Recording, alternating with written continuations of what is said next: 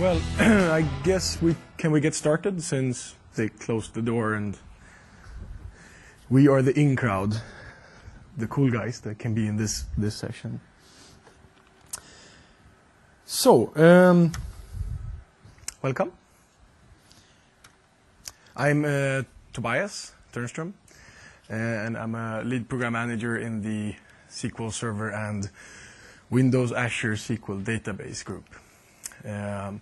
My team, we own the connectivity into the engine, so that's the ODBC driver for Linux, Node.js, we just released preview of PHP drivers, ADO.NET, so SQL client, JDBC, and OLEDB.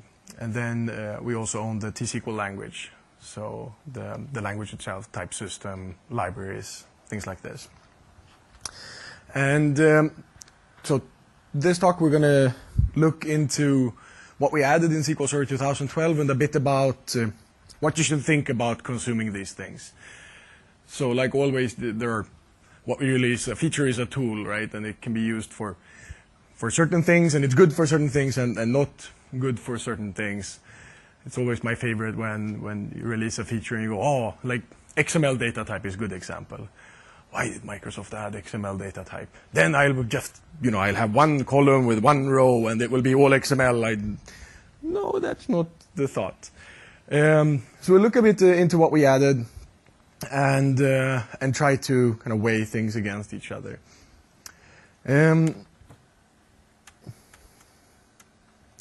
we'll talk about these scenarios. So one is key generation. So how do I get unique keys to put into my tables? Exception handling, messages, calculations and aggregations. And then we have a bucket of what we call common tasks. Like things that you frequently do that would be good to help some more helpful tools to do them. And feel free to ask questions during the talk, as long as they are simple questions, no hard ones.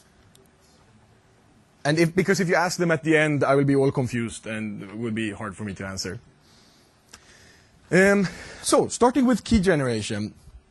So obviously the use cases is very clear, right?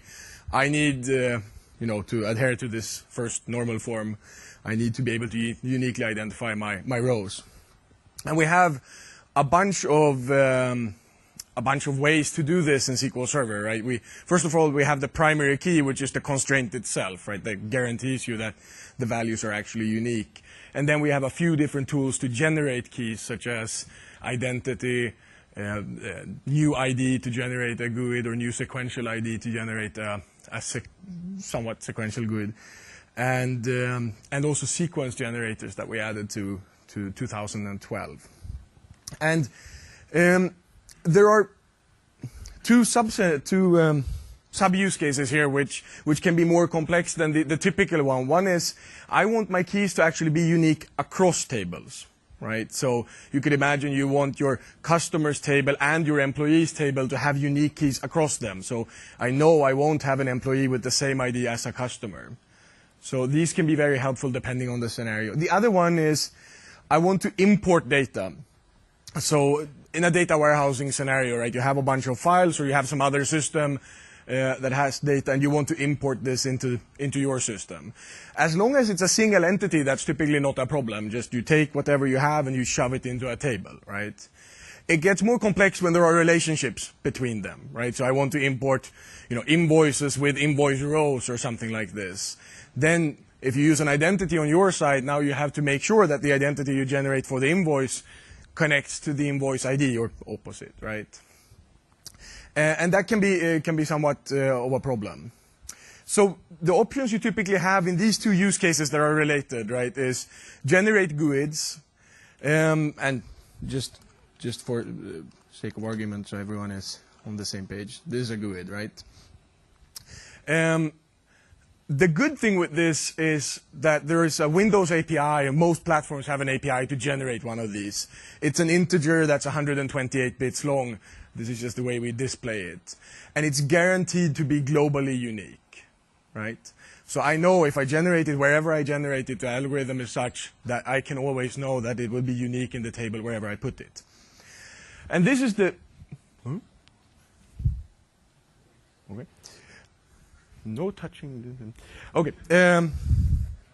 So this is the beauty of the GUID, right? I can generate it on the client side, and I know it will work. The problem with it, and we have a summary slide as well coming up, is that it's completely random, right? So this means that you will get fragmentation if you have an index created on this, which you typically have if it's a key. The other option we have is to create a table to manage the keys. So I have my keys table, right, and I'll have a column called order ID, and that's from this column I will generate the order IDs. Problem here you can imagine is serialization of tasks, right, since we will have locking going on. And then we added sequence generators. So what are these sequence generators? It's an object, just like a table or anything, schema level object that you can create, and it's basically the identity property. We grab it, rip it out of the table, and make it its own object. It's part of the ANSI standard, and it just generates a range of keys, right? And you can see it's like a state machine. You define what is the starting point of the sequence, what is the increment or decrement. You can go, ascending or descending. Min value, max value, so you define the domain, whether or not it should cycle. Cycling, you can imagine, seems stupid if it's a key, right? You don't want to get duplicates. But you can also use this to partition your data, and then it can be practical, right? Create a sequence that goes from 1 to 10 and just cycles around so that you round-robin distribution of your data. And then we have a cache setting here, and the cache setting is somewhat important. So the way identity works in previous versions of SQL Server is that so the problem is, what is the worst thing that you can imagine this guy doing as well as an identity? Well, the worst thing is obviously generating duplicate keys. That would be what we refer to as bad. And then you guys would be angry at us. So how do we verify this in the identity case? Well, in the identity case, it always happens on an insert, right? So whenever we start up the database, we can go through the transaction log and check for each table what was the last identity value generated. And then we can easily say, okay, this will be the next one. For sequences, that's not the case, because if we do a simple thing here, create sequence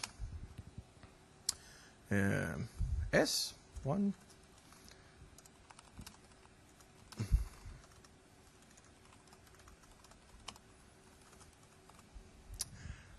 Right? I don't do an insert now.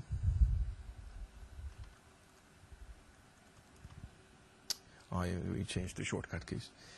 So you can see, I'm not doing any inserts. So obviously, this is not ending up in the transaction log, right?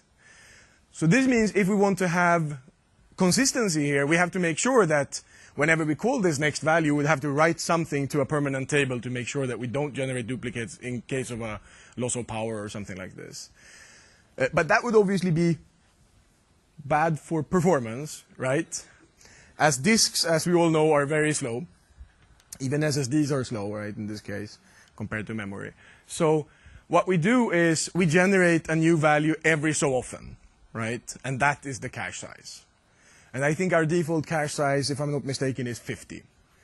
This means that when I now call this function, right, first we grabbed the 50 values, and then we just wrote to a table, say to a metadata table saying, hey, 51 is the next value, or 9 billions, whatever that is the next value.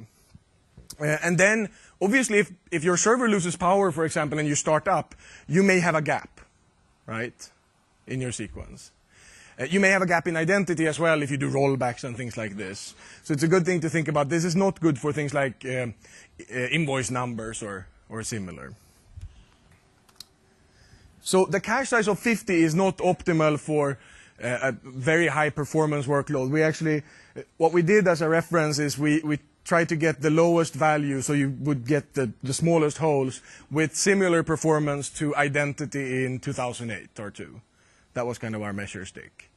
So if you have a high transaction throughput system, you may want to do or create your sequence and set the cache size to something larger. We have customers in TAP program that did something like 200,000 of cache value.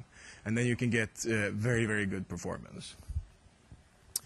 And the cache is also, this option is not part of the standard. It's like indexes are not part of the standard either. It's also a bit interesting. This function this is the first type of, it's the first time we're doing one of these functions publicly. So what is weird with this function that no other functions in SQL do?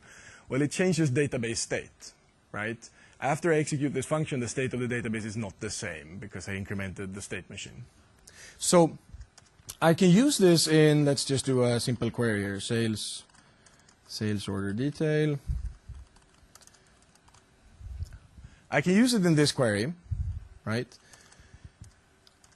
What happens if I would do something like this, where next value 4 is greater than 1? Now it gets tricky. How many times are this being executed now, right? And then you start adding some more predicates and or put it in the join clause or in a subquery or things like this. So this would mean your sequence could be at 1, right? And you ran your query, and then after your query returns 2 rows, and now your sequence is at 2.5 million, right? Because we incremented it every iteration. So we don't allow this, and that's also according to the standard. So you can only run the next value 4 function in whatever context we can guarantee that the number of values used is equal to the number of rows returned. So we can go ahead here and alter the sequence. Restart with 1. So by default, you saw it began at the first value of the type, and you can see here that this fails because I put next value 4 in the where clause. This is another peculiarity that you can deduce from my previous statement, right? It's a per row constant. This is also according to the standard. And this is so you can do things like have it inside an expression, right? If you imagine doing next value 4 plus 1 times next value 4, then it's odd, you know, and also in which order are they evaluated and things like this. So SQL is this all-at-once language, which also brings peculiarities. The other thing we did was adding SP sequence get range, which is extremely useful for this scenario I mentioned where you have another system or a bunch of files that you need to import, right? Then obviously you wouldn't want to call the next value 4 function for every row that you want to prep in the text file. The nice thing, right, is that what you would like to do is prep the text file ahead of time with the appropriate IDs and you know, correlate your invoice items to your invoices. Then everything is ready to go, and then you just import the files directly into the table, and you'll have very good performance and accuracy and whatnot. But obviously, if you call this next value 4 function, you have to call it for every row, right? And it's not a serialized execution, meaning if I do 2 select next value 4s at the same time that generates 1,000 values each, they will be intermixed. This will not be a continuous range each, right? So if you try to do this, this would obviously be a performance penalty for you. So that's why we have SP get range or SP sequence get range. You call it and you say, for this sequence, please give me 1,000 values. And we will return in an output parameter or output parameters. This is the first value of the range, the last value, this is how many times we cycled, things like this. And I have I'm not going to run it, but here we have a simple example of how to call it, right? From SQL clients, C#. So I'm saying I want to call SP sequence get range. This is the sequence I want to use. I want to grab 10 values. And then I specify the range. First value is an output parameter, and last value is output parameter, right? And you can see we return SQL variant here. And that is not because we are masochists or anything, right? It's just the way the type system works. So we support all integer types from tiny int up to decimal 38.0. So that's why we have to return a variant. So you'll have to cast it into whatever type you're actually using. So you can see once I execute the query, I'll grab the last value or the first value and last value here. And now I can use it.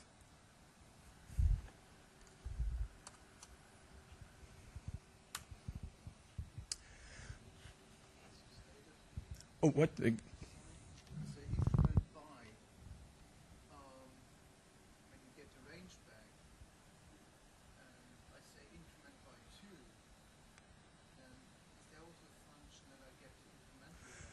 Ah.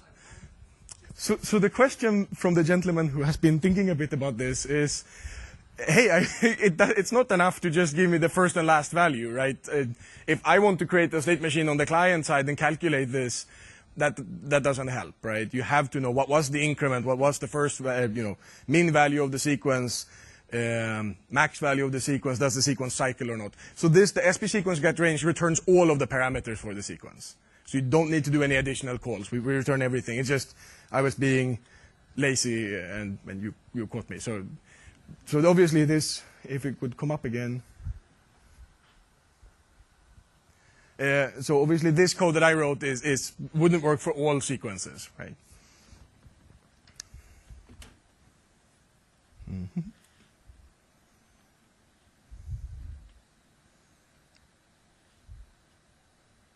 Should we switch to VGA instead? Or?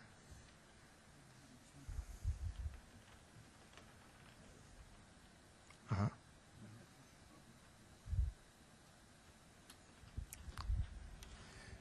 Let's continue while poke around.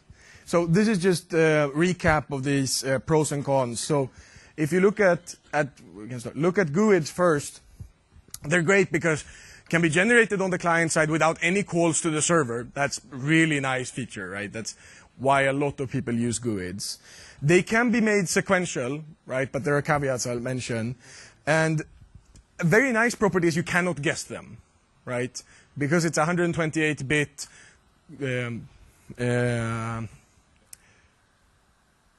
random value, more or less, right? It's very good to use in things like URLs, so you can't guess the next value. It's on the con side, it's large, right? 16 bytes, so 128 bits. That's not really good, for example, for a data warehouse, right? If you want to have as efficient processing as possible, you obviously want to stay away from GUIDs. If you went to the column store talk yesterday, you would have heard about the restrictions of data types there. So that's another reason why you would want to stay away from GUIDs. Also, many systems don't support GUIDs. So obviously the easiest thing if you want to read something from another system is just grab the IDs from that system, right? But most systems, or many older systems, obviously don't support GUIDs. You'd have to use a string or something like that to represent it.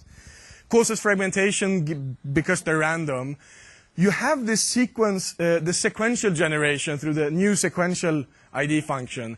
The problem here is, so we use a Windows API to generate the sequential GUIDs.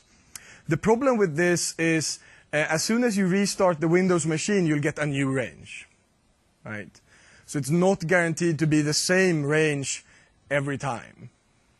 And that's an issue. And obviously, it's based off of the network card of the MAC address. So if you go and switch machine, for example, for your database, you'll get a new range. So that's another reason why it's not really sequential. And the property of being sequential, that's interesting from a fragmentation standpoint, right? If I always insert at the end, I will get less fragmentation. Separate tables, so this just create that table and keep your IDs in the table and increment the column containing the ID manually, right? So one nice feature is obviously you can do it with any data type and kind of any of your own algorithms to generate the keys, which is practical. You can guarantee continuous ranges because you have locking on the table, right? And also, it does serialize access to this table to get the IDs, which can be a good property, right? Serializing is a bad property from performance standpoint, but it's a good property if you're, for example, interested in a continuous range of numbers, such as for invoice numbers. Then you would want to use something like this. On the downside, the performance, right? It's serialized access, so all transactions that want to generate numbers, they'll have to wait for the previous one to finish. And also, it's not native RDMMS functionality. So this means it's more code, right? You'll have to write it yourself. And whenever you write more code, that is, risk for more defects. On the sequence side, it's great because it supports all integer types. You're not constrained to have it on a single table, right? Just create the sequence. You can use it from default constraints, for example. So I can create one sequence and have 5 tables that all default next value for Tobias sequence, right? So that means that I will now have unique values across these 5 tables. Supports range generation, as we saw, and you have this caching knob to basically tune for performance. On the downside, we cannot guarantee a continuous range, right? Because access is not serialized. And you can get holes because of the caching, right? We have a customer that ran in the TAP program that's, I'm not allowed to say who they are, but there's an extremely high performance throughput system. And it was interesting. So you know how we like the inserts to happen at the end of the table because of fragmentation. There is also reasons why you don't want this. So being into databases is kind of like being a politician. It's always like, you know, you have to weigh things back and forth. So when you're after the mega performance, right, if you have the inserts always happening at the end of the table, you'll get a hotspot there, right? So just from memory standpoint, whenever you want to access these pages, it will be very hot, and there will be serialized access at some point to this page, right? So what they did, which is very interesting if you have these extreme performance requirements, is if I generate these values, I get integers back, right? They just flipped all of the bits of the integer, right? So they just ran a function, flip all bits, every other call to the function. This means that every other value will be negative, right? Or sorry, every call to the function. Every other value will be negative, which means that they will end up in different parts of the index. So they did that after using the caching knob. They did that to get kind of squeeze the last bit of performance out of this.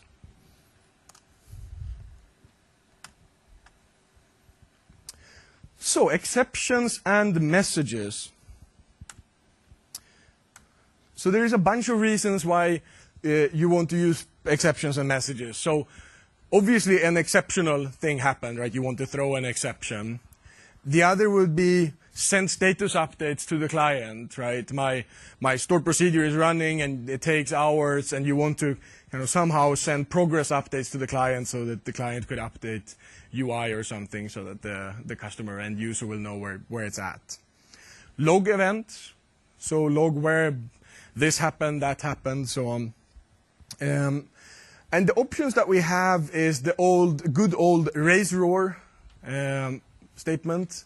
You can notice that it's missing an E in the middle. So that's why it's not raise error, it's raise roar. XP log event, which is an extended procedure just to write to the event log and error log. You should stay away from using this one, especially if you're interested in going and trying out or using Windows Azure SQL database, because in the cloud, we don't allow you to use extended stored procedures. We don't allow you to write to the event log, right? So there will be another mechanism for logging there. A logging table, right? Just create your own table and insert into that table. The problem with a logging table that's worth just thinking about is, obviously all inserts into that table are transactional as well, right? So if you're in a transaction and are inserting into your log table every once in a while, and then roll back at the end, obviously your log records will be removed as well. We were hoping to get autonomous transactions into SQL Server 2012. That's basically the ability to say in the middle of wherever in a batch, right? Say, I would like now to exit this transaction, do something on the side in its own transaction, and then go back, right? And then you could do this thing for log records, right? You could start an autonomous transaction, insert, go back, and then if you roll back, they're two separate transactions, so you won't roll back the log records. Unfortunately, this didn't make it into 2012, so we're hoping we'll get this into the next release. And then finally the throw statement, which is new in 2012. And this one takes a bit of a demo just to show why we added it. The first thing you'll see is that we spelled it correctly, right? It's THROW. This was a big deal. I like to say this about raise roar. This is IntelliSense of the 80s, right? You skip a few characters and then it gets shorter. This is Swedish humor. This is very good. So, raise roar. It takes a bunch of parameters. So I'll say error.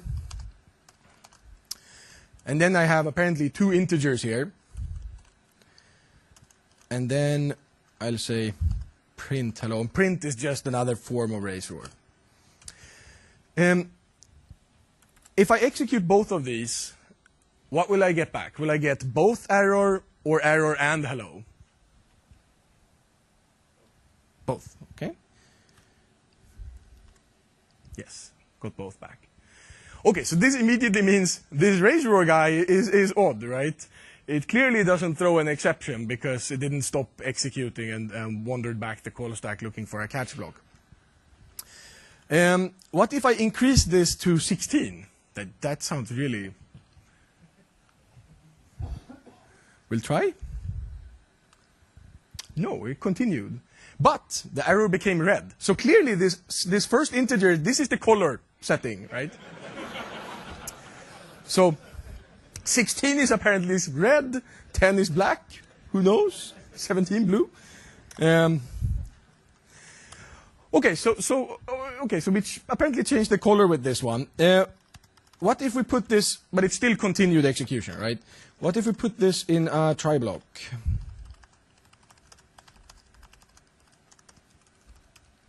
And I'll change it back to 10 first. So now you can notice it clearly didn't go to the catch block, right? Because it prints both error and hello. And if I make this 11, then it seems that it jumped to the catch block, right? Because I didn't get to see the error or hello.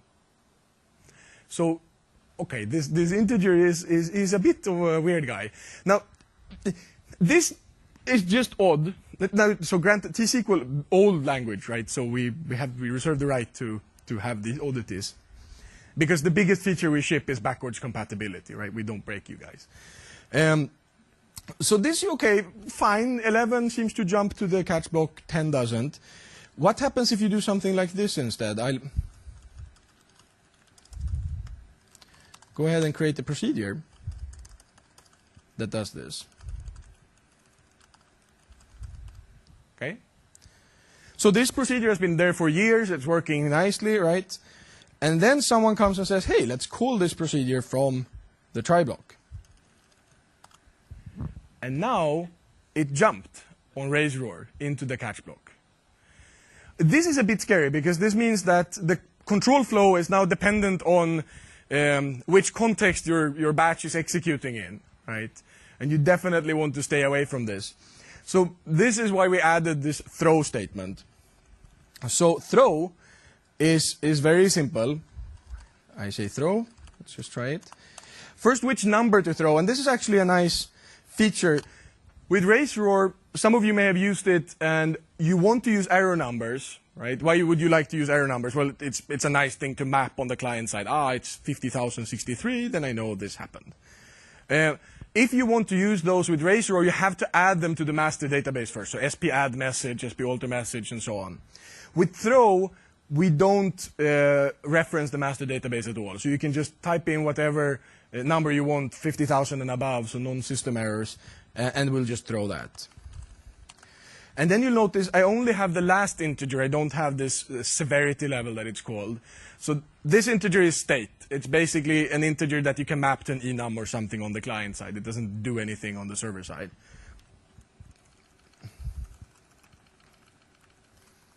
But if I execute this, you'll notice it never went to print. So this is the magic of throw, right? It just throws. It doesn't do any other stuff. Because raise roar can do lots of stuff. So first of all, it seems that it can throw if you're in a try block, right? The other thing that's interesting with raise roar, that's actually a good use of it, is this guy, with no wait. So with no wait means that it will empty the network buffer, right? So if you have this stored procedure that runs for an hour and you want to send updates to the client somewhere in this batch, right? If you just do raise roar or print, what we do is we'll send it to our network buffer, but if the buffer isn't full, it's not efficient to send it over the network, right? So we'll wait until either the statement completes or we fill up the buffer. So if you do raise roar with no wait, that tells the server, just please empty the network buffer and send now. So that is a useful part of this. And obviously this is not, we didn't add this to throw, right? You also have with log in raise roar, which is basically please write this also to the event log and error log. The other thing that's very nice with throw is, let's add another statement here, master to disk. So this X colon doesn't exist on my machine. Wait. So we'll get some error message from this backup statement, right?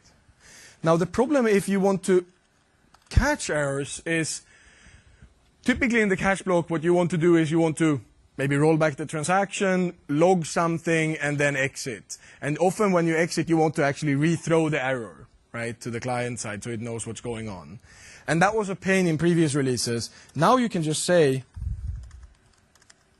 throw. And we rethrow whatever messages we caught. So that's just simple but very, very useful.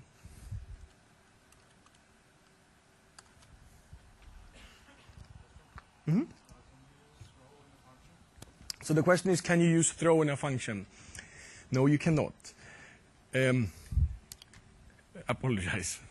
Yes, I'm sorry about this one. Yeah. So, yeah, we have some work to do with functions, clearly.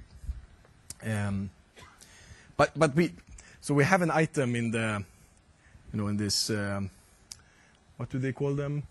Backlog, right? Throw in function.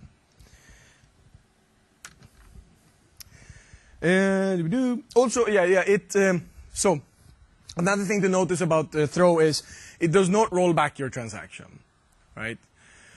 Why don't you roll back transactions, you may ask? Well, if you're handling your transactions all on the server side in the store procedure, it might be practical, right?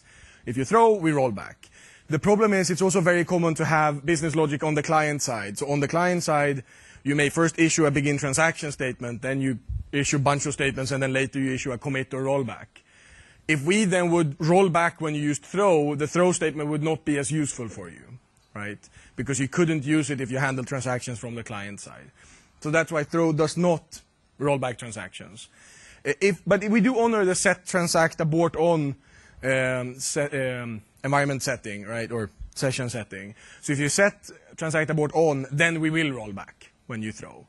So if you're doing all processing on the server side, it's a very practical setting. I like it a lot. Just set transact abort on beginning of the procedure, and then you know if an error occurs, we'll roll back. If you do throw, we'll roll back.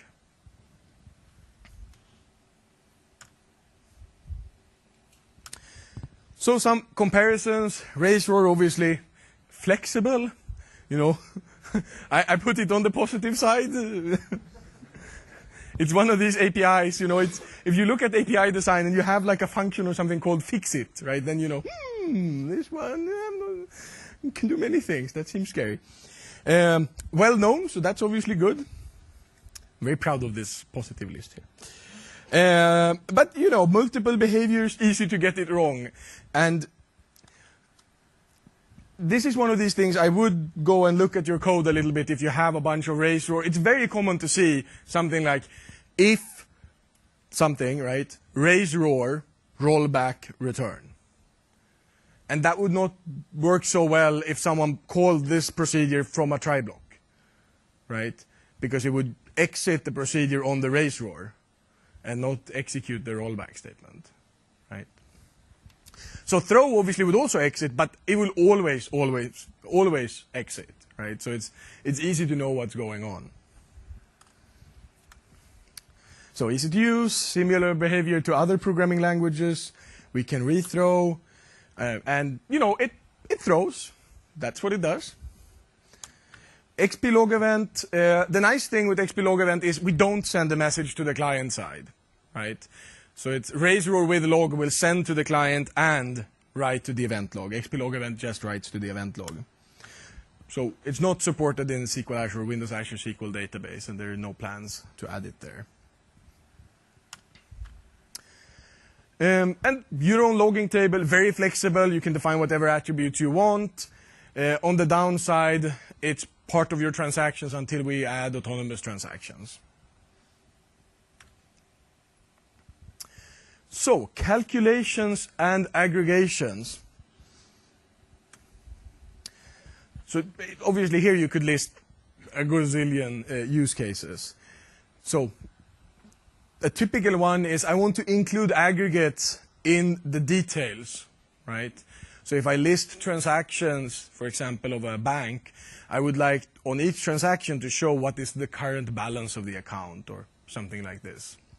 What is the total number of transactions issued this day? And also, which is probably more common actually, is I want to do a calculation, but I want to reference other rows in my calculation, right, or other rows, rather than just other columns. So it's easy for me to do something like, price times, VAT percentage, and then you'll get whatever the VAT was. But what if I wanted to see, okay, what is the price difference between this product and the previous product in the product table, right? Then I have to use some sort of subquery. Options. So one is, if I want to do things like this, right, is imperative programming patterns, meaning a cursor or a loop, right? Correlated subqueries. And we also added now window functions, or we extended window function support in SQL Server 2012. So let's go through actually these slides first. So calculations across rows. Here you see the typical example for columns, right? Just you do the calculation with the columns. I don't know, we don't reference another column there, but for the other rows here, like what is the current bank balance, current account balance, number of days since the last transaction, amount of the previous transaction. Things like this can be extremely useful, right, to output. But with the current SQL capabilities of the previous release, I'd say it's iffy. So, as an example here, let's say I want to calculate the average amount of the last three transactions. What I really want to do is I want to define a partition, right? What is the data I'm querying over? And let's see if we can do this. So I'll create this transactions table. Transaction ID, account ID, transaction date, amount. And then we put a few values in there.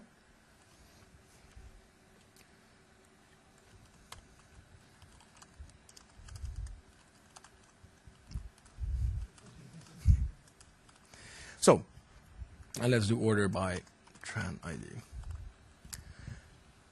Okay, so that's my window. Now, always when you write a query, that is the full window that you're doing these calculations over. So if I had a where clause or group by, having, whatever is the output of this select, that is what I'm querying over. So this is not our fault. Like you guys all know that this select clause is misplaced, right? It's not supposed to be there. It's just the code guy or whoever tried, they thought, this sounds more like English, so it will be very good. So it's supposed to be there, right? And then if I add where and so on, it makes more sense. Okay, so I have my query.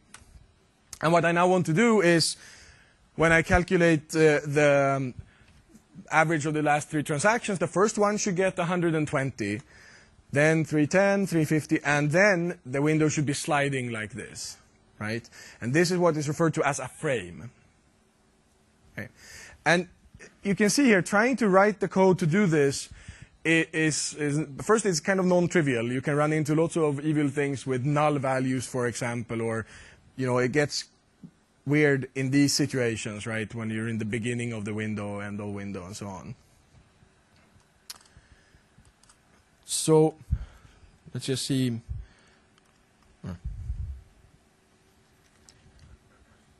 So one thing you could do is you could declare a cursor, right? Create a cursor, and then start walking through and doing your calculation as you go. This is a simpler one. This is just a running total.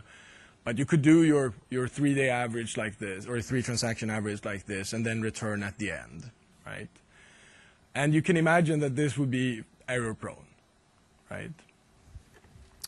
So the other option is to use a correlated subquery. So this is also it's also not the average 3 transaction here, it's the running total. But this query is interesting, right? I have my outer query that queries the transactions table. And then I have a subquery here where I say, hey, from the same table, right? It's a self-join, where transaction date is less than or equal to the current transactions date, that will give me the current balance of the bank in this case, right? And account ID if I wanted to get it for the account. Now this, unfortunately, is n-squared complexity. So if you execute this, it will take a while to run. So if you have a reasonable size table, so for this small table, it should just run very quickly, right? But if you have a table with, let's say, 1 million rows, let's say it takes a year to run or something. It's insane, right? It will take huge amount of time. And you could argue this is our fault, right? There are obviously more efficient ways to execute this. So the query optimizer doesn't recognize this pattern and does something about it. Pattern recognition overall in query optimization can be iffy. So you typically want to stay away from this. So that's why this window functions that we're going to look at is much clearer, describing to the query optimizer what am I planning to do, and thus it can optimize it better, or it's safer to optimize.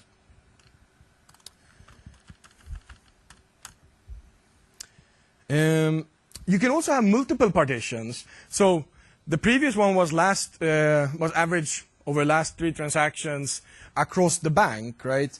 Let's say I, in this case, want to know what is the balance, the running total, the current balance of an account, right?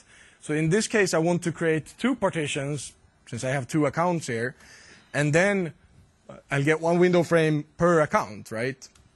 So this one now creates what is the balance of the account, and then for the second account, again creates the balance.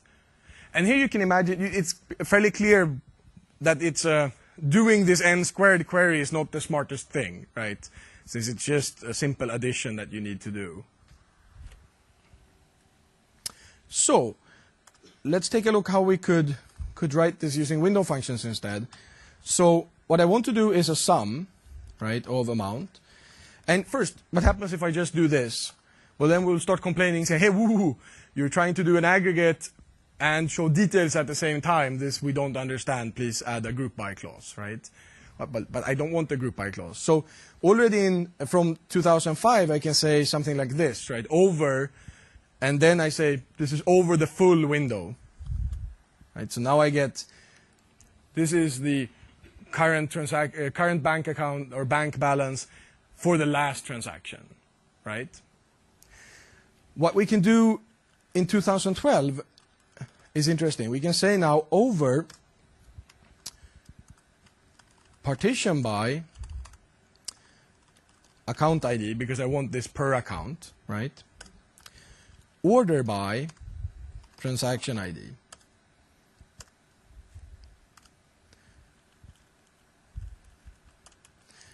Why do I care about the order? Well, for the running total to work, right? I have to execute it in a certain order.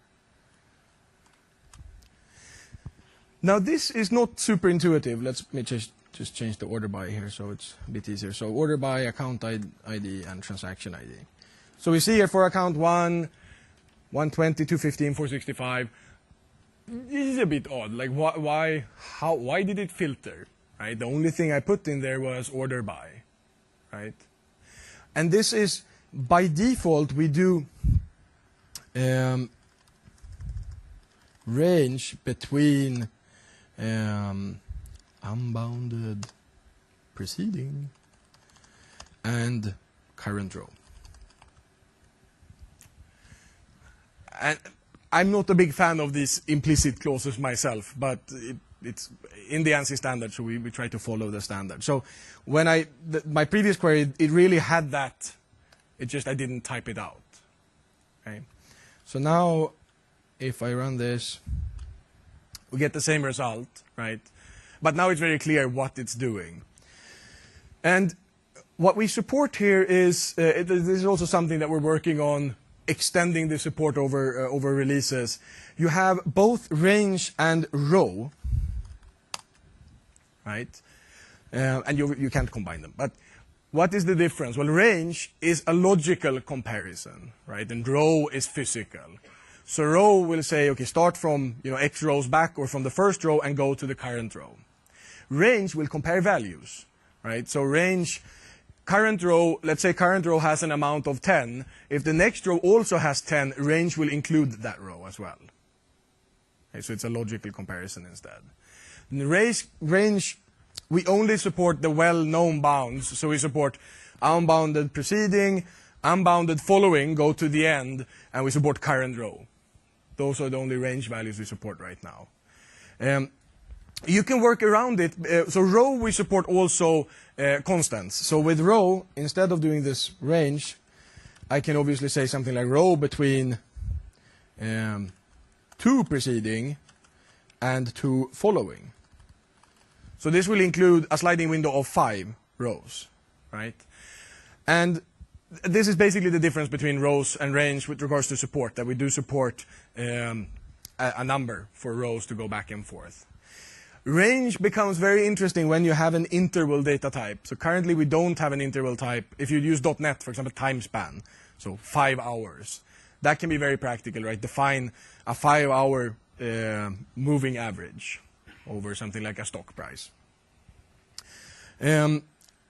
But row is powerful enough, I'd say, because if you use a subquery, if you have a previous query or a common table expression where you make each row become a day, right? Or you make each row become an hour, you group by this, then you can use row to get to things like 5-hour average or 3-minute average or whatnot.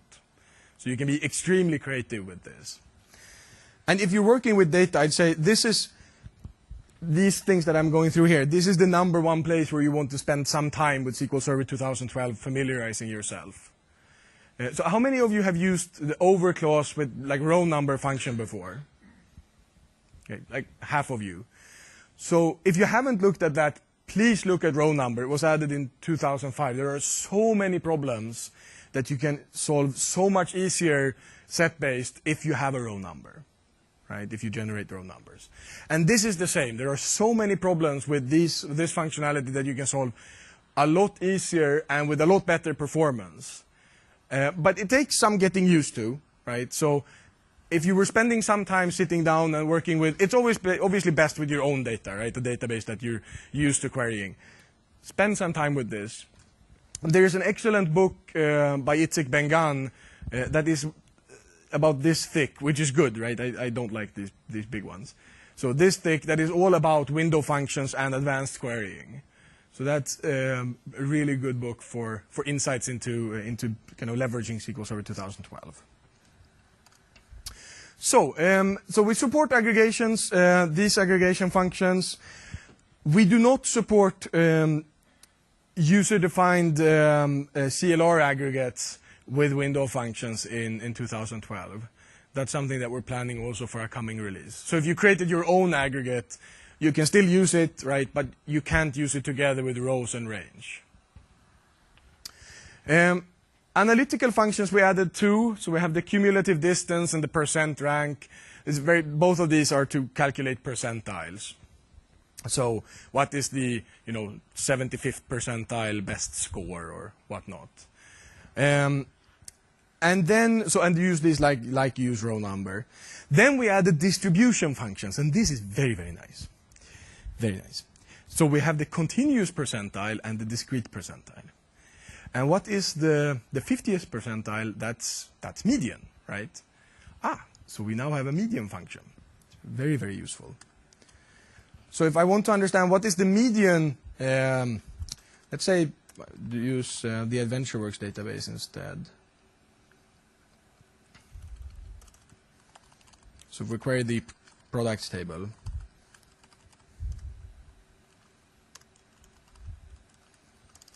and I want to know what is the average price of my books, right? 438. So what if I would like to know what is the median price instead?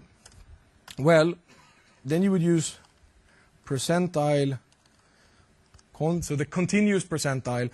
The difference between continuous and discrete is, I always mix these up, but one of them, so the problem is obviously if you have an uneven number of rows, or an even number of uneven, you just take the middle, right? But if it's an uneven, what do you do with the two guys, right? So I believe the continuous one, you basically calculate the average of these two rows. And the other one, you pick one of them, and I don't remember which. 0.5. And then I have to say, within group, order by list price. So whatever column I put here, that is what the function will return, right? Now, unfortunately, this doesn't work in 2005. We don't have support for this as an aggregate. We only have it supported as an analytical function. So you have to use it with the over clause.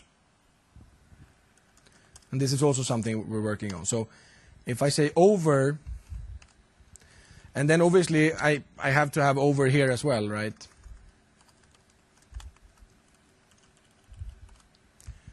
And then, you know, I could do top one in this case. Right?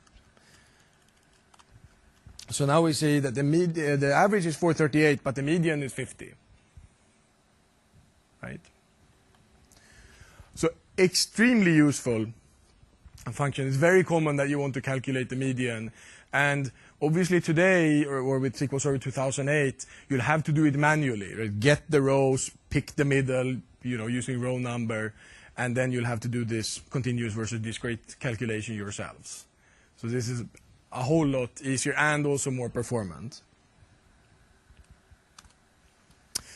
And then the best. Oh, it's very nice. Lag and lead.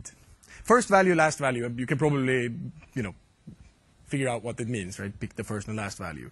But lag and lead, you can offset, step around between rows. And this is where it gets very, very interesting. Like a common thing is you want to find holes in ranges, right? It becomes very easy if you can say lag, go back one row, okay? What was the value of, you know, ID one row back? And then if the difference is more than one, we have a hole, right? Very, very practical. So let's use the same table again and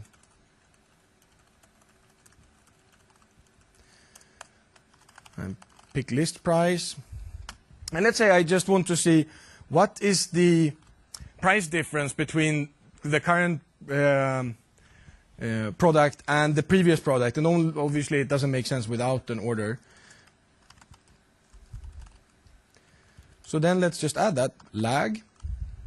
So which column we want to bring back, or which expression rather. This expression, just the column. And then you can also optionally specify how many steps back, right? So I want to go one back. That's also default. And you can also specify a default value. So what if the previous row doesn't exist? Well, then please give me something else back, right? So I can say, please give me 0 back. And then over, because I have to say, okay, what is the window we're operating over? So order by list price. So remember, this order by has nothing to do with this order by, right? The only reason I have this is for presentation purposes.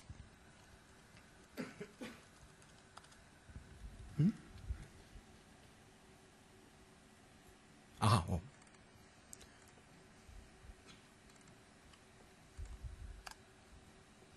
Brr.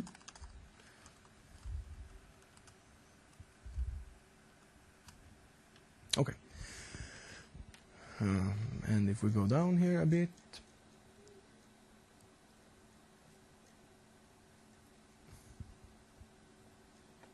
Here we can see, so current price is 229 and previous price was 0. And obviously then I can go ahead and do calculations. So I could just do what is current price minus the previous price, right, as the difference.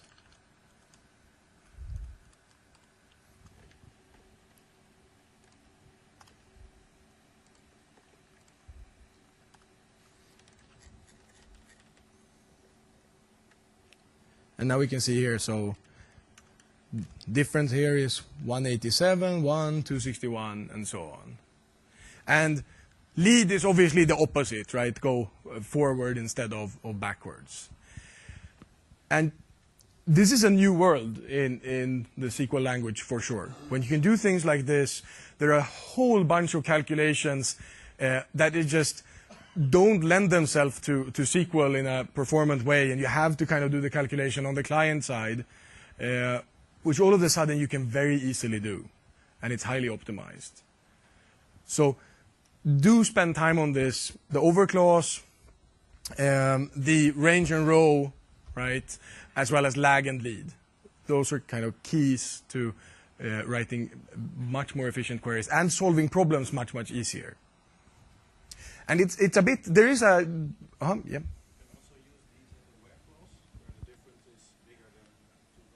Well, no, but you can put it in a common table. So the question is, what about using them in the where clause? So you can, but you'll have to first project this out of a common table expression or a subquery. So you select from something using this, and then you can use it in the where clause. Because given that the fact that this happens, after this. So here is select, right? And this is where lag and lead happen. That's why you can't put them in the where clause, because where clause already happened. But if you compose your queries, then you can. Yeah, so there is a downside to this as well, which is similar to row number function overclause for the guys who use that, is when you start using this, it will be very difficult to go back. Right? It will be very painful. It will be like you're in this little box. And so it's very powerful, but you will like it a lot. Too much, maybe.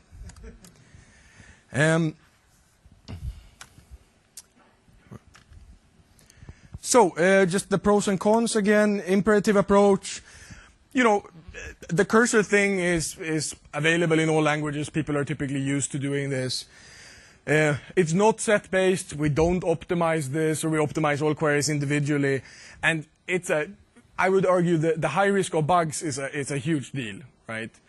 The more lines of code you have, and handling the whole thing with beginning and end of the set, as well as nulls, is very easy to produce the wrong results. Correlated subqueries, they make perfect sense, right? They follow its set-based paradigm, but performance is horrible when you do these kinds of correlated subqueries, because you get the n-squared complexity. Non-trivial to write, for sure more complex than the window functions, because then you just define this is where I partition by, this is my order, please include rows, unbounded preceding, and current row, for example.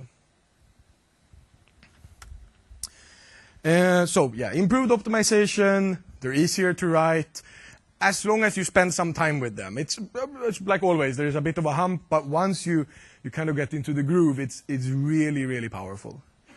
And it's definitely following the SQL set-based paradigm. It's part of the ANSI standard. On the con side, it's not always the optimal solution, right? So, like always, if you have a performance issue, there might be a reason to rewrite it to a cursor. It should be very, very few times, but there might be something you run into. And not all queries can be easily rewritten into window using window functions, but often they can, and especially if you do a subquery or a common table expression and use window functions on top of that, you can typically solve most problems. So, common tasks.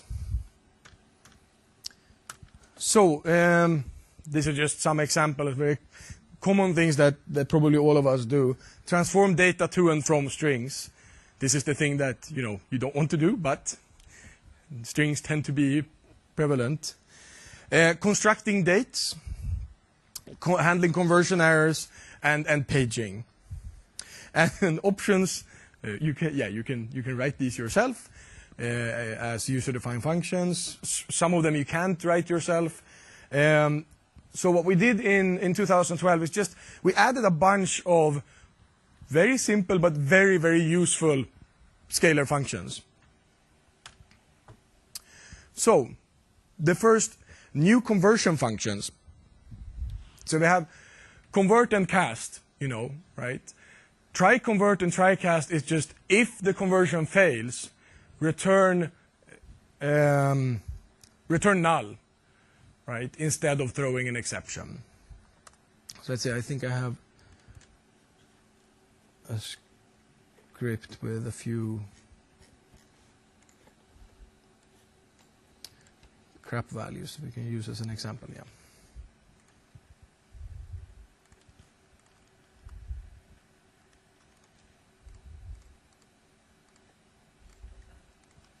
I'll talk about this in a bit.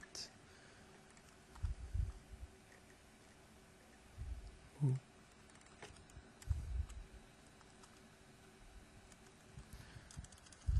So we have this strings table, and it contains a bunch of stuff, right? A bunch of things that look like dates, a null, empty string probably, foobar, 1, 0. And now I want to find, let's say I want to find everything that is an integer, for example. Now, how would I do that before? Well, we have the isNumeric function, which is very iffy.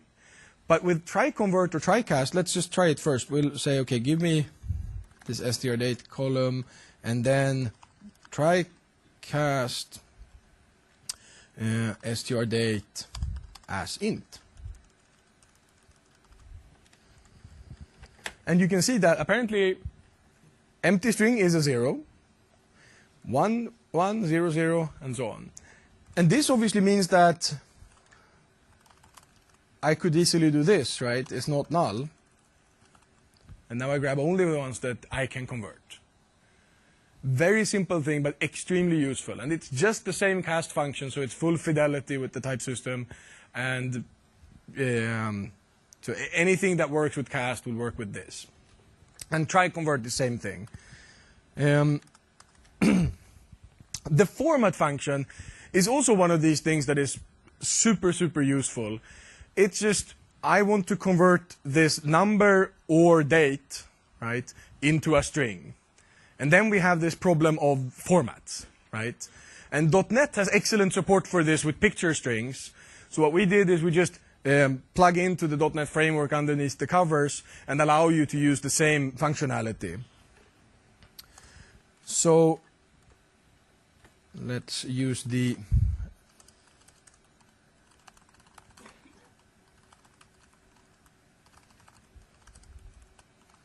So here we have a bunch of dates, right? So now I can say, okay, format the order date column as what culture I want, I think it is. No, what format? So I want, let's say I want large, long date format is capital D.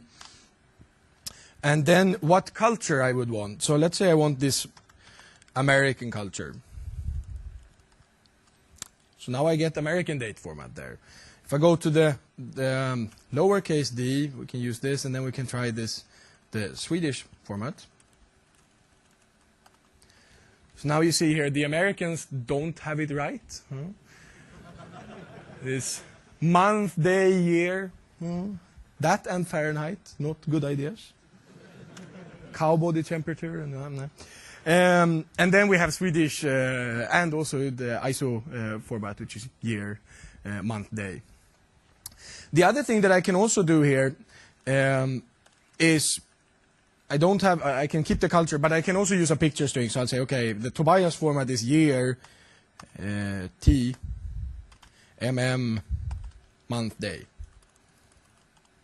And now we have this Tobias format here. So whatever picture strings you can use in .NET, you can use them here as well. And very, very useful. Like typically, presentation you want to handle on the client side, But frequently, especially when you're past functionality, right, and you're into performance tuning, it can be very practical to be able to generate certain things on the server side. And then having a format function is really, really useful. The other one is parse, which is the reverse. Okay, so we can get from something typed into a string. What about getting the other way from the string back into the type? And obviously parse versus try parse is analogous to try convert convert, right? It's try parse, if it fails, returns null. So now I can also try in this against this strings table.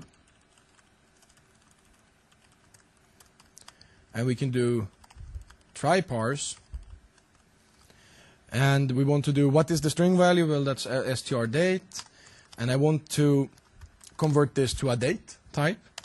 And I want to use, since it looked like American date format, so I want to use American culture for this. Why did it not return it as American culture? Well, that's because it's now a date type, right? So it formats it in whatever my machine is set to. And it's set to proper format. And obviously now I can go in and say, okay, try parse this where this is not null, right? The other thing you can do, which is very interesting, obviously you can use a case statement, right? So you can say, hey, case this, when this thing is not null, do that, right? When this other thing is not null, do, Australian format. This other thing, go do Danish format. Any Danes in here except, a couple, yeah. You invaded Sweden. Not too happy about that.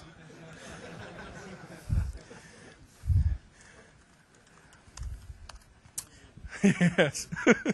So try parse, extremely useful, right? Especially in a case statement, because typically things like this cleansing of data, right? When you do ETL processing, you have to do in things like SSIS and whatnot. If you can do it in SQL, it's very, very often a lot faster, right? And simpler. So dump it into a table, and then you can use try parse to cleanse the data. Very, very useful functionality. Also, it's very useful together with, these open data source functions. So you can, select from open data source, and then you specify a text file, for example, that you want to open. You query the text file, and then you can use parse and try parse to cleanse the data in the text file and just pipe it into a table. So very, very useful. The other functions here, if, that's just what you have in Excel, right? So if this Boolean expression is true, return the first value. Otherwise, you return the second value. You can easily do this with a case. This is just, we're trying to add functionality in that lots of people are just used to using from other Microsoft products. So we want to make it available, right? Why force people to learn about new functions when Excel is like the #1 database product, I'd argue, we sell, right? Everywhere. So if Excel has it, it's probably a decent idea to add. Choose is just an index into an array. And it's just a list, right? So if I say choose 2, it will return the second value in the list. And the list is just a list of constants or expressions. It's not a query. And concat, same thing. It's just concatenate this list of values. It's not a group concat. It's not an aggregate, right? Across rows. It's within a row. But that one can actually be pretty practical. So we already had concat using plus, right? Well, now I could do this. Hey. And then concatenate with space, concatenate with null, concatenate with 1. So since we know it's always a concatenation, right? We convert everything to a string. And as you can see, also, just like Excel, we ignore nulls in the concat function. So it can actually be very, very practical. You cannot do formatting. So if you want to do formatting, then you'll have to insert, use format within concat. And compose the expression.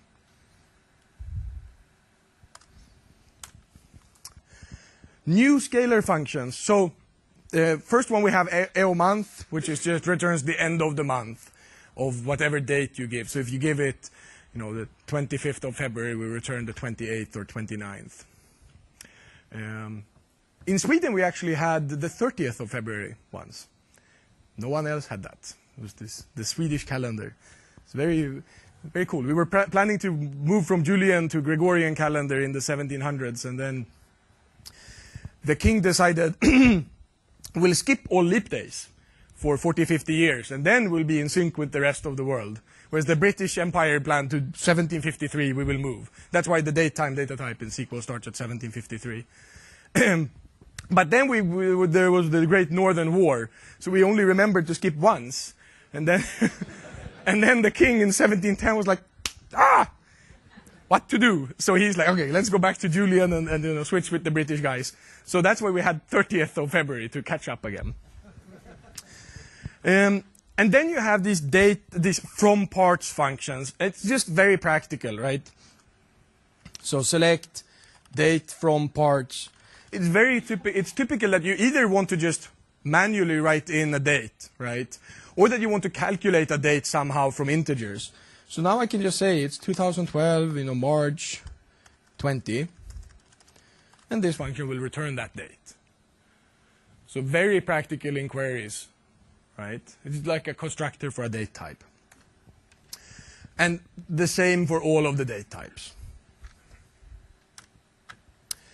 Finally, we have offset and fetch, which is just a simpler way to do pagination within a result or across a result set.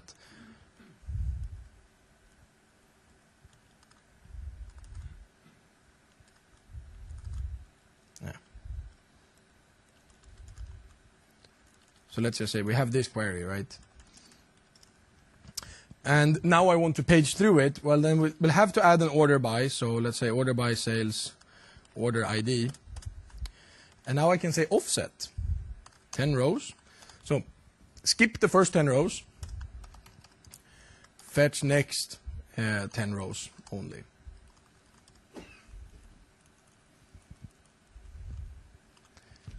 Right? And then you can, next time you say offset 20 and so on. And obviously, here we support variables and expressions. And it's not, so there's no panic to go home and start switching over to this syntax if you use row number today for this. Performance is very similar. So this is not a performance improvement. It's just an ease of use syntactic sugar improvement. But it's very practical. And it follows, this is the ANSI standard way of doing this. We do support just doing offset. So you can skip the fetch, you can do only offset. But you can't do only fetch, then you still have to use, either you say offset 0, obviously, or you have to use top. And that's because of backwards compatibility. Because we have the fetch next from a cursor statement as well. And we still don't force you guys to have semicolons at the end of statements. And if we want to do quick parse, basically the parser can only look one token ahead, so we cannot know whether or not it's a cursor. And yeah. Why the what? Oh, why the only? So we have this guy, Umachandar Jayachandran, that works for me, and he is our representative in the ANSI SQL standard. I would have to ask him. I think it's actually IBM's fault because I think I think they had some compatibility thing. They pushed this the standard in. So we're trying to be very picky to just follow the standard exactly. So even if you would think we don't need only, for example, but we don't want to make it optional and make it easier because we want to try to follow the standard exactly. But I think it's IBM's fault. Finally, we have this execute with result sets. And this functionality is a bit important. So we had a big change in SQL Server 2012, which is how you can deduce what would be the result set of a query were I to execute it. Oh, what did he mean? That tongue twister. So what we mean by this is, so a good example is reporting services, right? You type in a query in reporting services, you hit refresh fields. how did it figure out which fields were being returned? Well, it asked SQL Server, if I were to execute this, what would you return? And we used to have functionality called set FMT only before. And that was basically broken, so we replaced it with a new API. And the problem with this API is it's basically absolutely correct. And if you send a batch to the server, if you have a procedure that has if, else, blah, blah, blah, right? And you ask the server, if I were to execute this, what would I get back? There can be lots of options, right? And then we would have to, if everything is not compatible, we would have to fail, right? Which we do. If you use this with result sets, you can say execute this procedure and force it to be this result set. Right? So it's like a contract on an execute call. And it works with dynamic SQL as well, for example. So dynamic SQL is a good example where we can't deduce what it would be because it's dynamically calculated. But then you can add the with result sets, and then reporting services, for example, would still be able to deduce the columns because you have manually set them there. So just briefly show, if I say execute, select 1, hey, it is hello in Swedish. Now, if I try to deduce what this would be, sp describe first result set.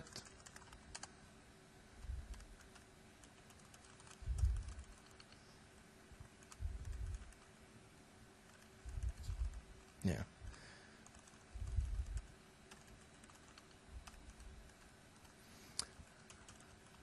Now, this actually works because it's a constant. So then we say, constant, then we can look at it. Let's just do this. Just say @SQL. Obviously, we would have no idea what this is, right? So we'll fail and say, hey, metadata for this SQL thing, I have no idea what that would be. But if we add with result sets, and I could say none, for example, then I say guarantee there are no result sets, and then we'll fail if you try to return something. So this would fail, right?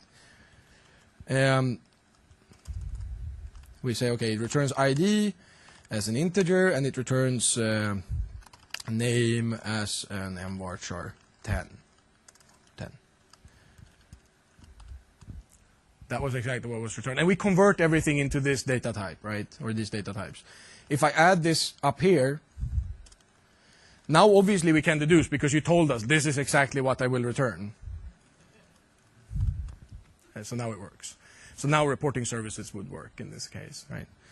And obviously if you lie to us and do 3 columns instead, we'll get upset and say, no, you said 2.